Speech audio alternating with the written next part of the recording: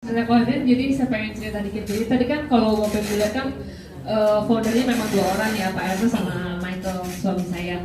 Cuma saya tuh sama suami saya kalau urusan kerjaan tuh biasa kita tidak terlalu tidak terlalu ikutan lah. Karena backgroundnya kan memang di finance, di investment dan segala macam. Jadi biasa saya nggak ikutan. Dan saya pribadi tuh saya juga karir. Jadi saya memang dari dulu kerja. Terakhir kali tuh saya kerja di grupnya ONDA, kalau yang keren-keren gitu. Saya salah satu vice president di salah satu company yang saya pegang, PT Honda Shumi. Jadi waktu dia mau saya tahu lah ya dia survei ke Jepang. Cuma saya nggak begitu ini karena saya juga sibuk. Maksudnya saya kalau di rumah kita nggak begitu ngomongin kerjaan yang gimana banget gitu. Coba waktu dia bilang mau ikut MLM, kita pikir MLM apaan ya? Saya sama Michael itu seumur hidup tidak pernah join MLM, nggak pernah dengar tentang MLM. Jadi saya tuh benar nggak tahu yang namanya jaringan apa. Saya rada-rada nggak terlalu ini lah. Nah akhirnya waktu udah jalan, kalau tadi saya ceritakan barang itu mulai ada April ya. Tapi kan rekrutmen jaringan itu udah dari Januari gitu ya. Saya tuh nggak pernah tertarik, jadi saya nggak ikutan gitu. Jadi kalau ditanya mereka selalu nggak kayaknya gue bukan orang MLM banget gitu. Kayaknya tuh saya selalu bilang enggak. Sampai suatu hari saya datang ke LOP. Jadi yang acara kayak gini lah di Jakarta. Waktu saya datang tuh bulan Mei, waktu saya datang bulan Mei tuh saya lihat tuh yang datang masih dikit bulan Mei.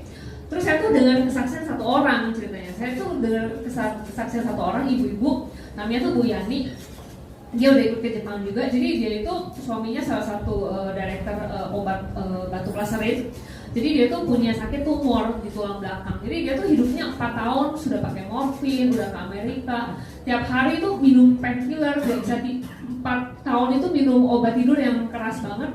Terus dia cerita gimana kehidupannya tuh berubah setelah dia minum ini. Dia udah lepas painkillernya sama sekali. Terus yang selama ini cuma di rumah dia bisa jalan-jalan. Dan akhirnya dari situ dia punya teman gereja, saudara yang awalnya dia lihat tuh 4 tahun hidupnya menderita. Benar-benar akhirnya yang dia cuma ibu rumah tangga jadi bisa jalanin dan jadi sukses. Terus saya dengar juga Cisyanti yang 001 kita, dia testimoni tuh masalah bonus. Terus waktu pulang tuh saya ngobrol di mobil sama teman. Ih hebat banget ya tuh yang itu, masa bisa seperti itu. Terus apalagi waktu dia cerita gimana suaminya yang laserin itu sebelum kasih minum itu dia cek dulu perusahaannya, dia pastiin bahwa ini nggak ada chemical gitu ya. Dia pastiin kalau jadi dia cerita gimana tuh suaminya tuh cek dulu kalau ini emang nggak pakai chemical, AFC itu dari mana. Akhirnya dia baru kasih ke istrinya bilang, ya udah deh minimal saya udah cek emang nggak ada bahan kimianya, minimal kalau lo nggak sembuh juga minimal nggak berbahaya. Jadi dia kayak nothing tulus gitu. Jadi waktu saya dengar itu saya bilang, oh Mike, kayaknya seru juga ya di networking. Terus dia kan yang selama ini juga nggak pernah suruh-suruh saya, akhirnya lo beneran serius? Iya dong. Akhirnya tuh saya tuh besoknya balik lagi tuh ke kantor, ketemu sama Pak Niko, GM-nya AFC. Saya baru dijelasin tuh marketing plan-nya dengan lebih detail, karena saya tuh kayaknya nggak ngerti-ngerti yang namanya pairing, yang bonus apa gitu, saya nggak ngerti-ngerti. Ya udah, akhirnya saya join. Pertama kali yang saya kasih sama ke mertua saya, sama ke mama saya. Terus ternyata kan mama saya mungkin dia beli 1 paket diamond, dia bagi tuh ke opa saya, ke oma saya.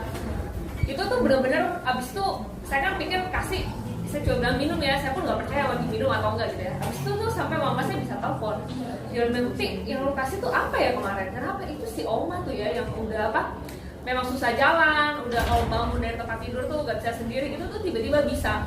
Jadi sampai omanya tuh telepon mama saya bilang, lo kasih gua apa ya, kok bisa jadi enak banget. Terus akhirnya tuh kalau papa saya tuh anti banget lah ya, papa saya tuh anti obat-obatan yang bukan obat dokter. Sampai gara-gara mama saya tuh sembuh, mama saya juga kayak ada sakit di tenggorokannya yang udah lama, udah bertahun-tahun. Terus dia lihat oma saya, sampai akhirnya tuh papa saya tuh telepon, soalnya papa saya udah kasih saya sudah kasih SOP, cuma dia nggak pernah mau minum. Sampai akhirnya dia lihat mama saya, dia lihat opa saya, dia baru ngerasa ini kayak bener, karena kan dia bener lihat di depan mata nih. Yaudah deh, papa mau cobain minum. Papa saya tuh sakit diabetes, jadi papa saya tuh udah parah, soalnya udah ganti klep jantung, udah bypass, terus tuh dia awalnya diabetes. Jadi dia tuh ada luka di kaki karena susah sekali jalannya. Jadi kita tuh panggil perawat dari Medistra, dan rumah sakit Medistra itu seminggu 2 kali itu bersihin lukanya. Oke. Waktu dia minum kurang sekitar 2 minggu itu susternya bilang, Pak, kok seminggu terakhir ini beda banget ya lukanya. Kenapa? Bapak saya tuh kan nggak bisa lihat karena di bawah. Fotoin.